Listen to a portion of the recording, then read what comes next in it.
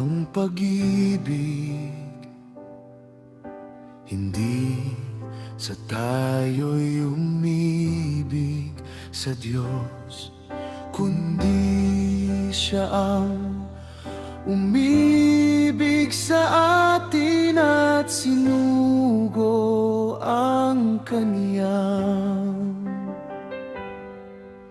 anak na pangpalubag loob sa ating mga kasalanan,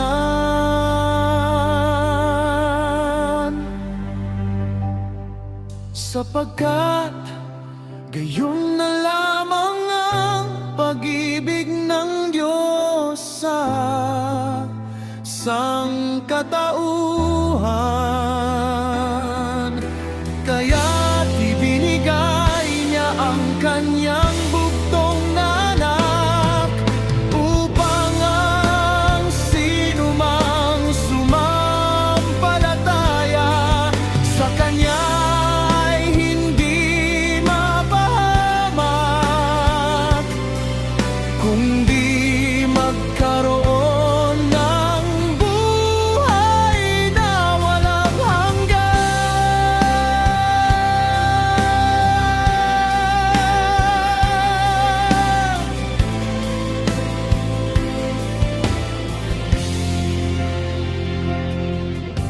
Ito ang pag-ibig,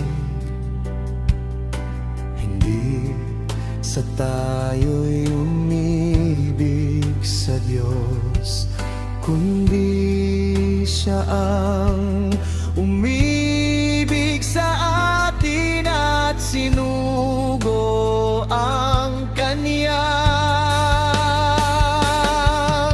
anak na pangpalubag loob sa ating mga kasalanan,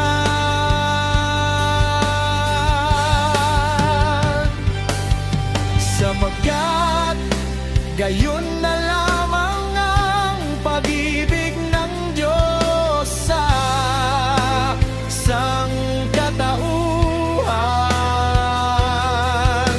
Kaya't ibinigay niya ang Kanyang bugtong na anak, upang ang sinumang sumampalataya sa Kanya ay hindi mapahamak, kundi magkaroon ng buhay na walang hanggan.